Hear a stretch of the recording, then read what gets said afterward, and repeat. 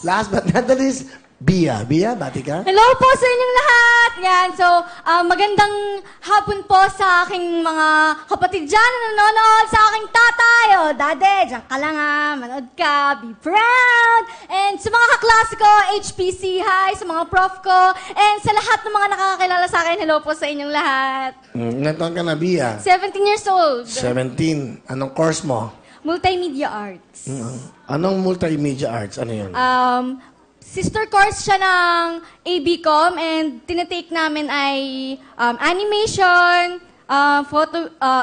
photography, More of videography. computers. Opo, gano'n. Ay, ba't yun ang napili mo? Hilig. Hilig ko talaga Ano yung bang hilig mo? editing. Animation? Ganon. Editing, Opo. ha? Yeah. Aba, pwede ka sa amin. Maghilig sa editing. Sige, sino kasama mo? Yan, ang aking pinakamagandang mudrakel, si Mami Beth. Mudrakel. Marami rin natututunan sa mga to, no? Ba't ano yung sabihin ng mudrakel? Mudra. Anong kel?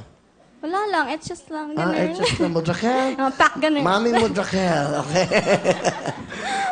Magandang gabi po. Ano gusto sabihin sa anak niyo? Anak, salamat sa lahat, sa tulong, sa pag-iintindi sa mga kapatid, at saka mag-aral mabuti.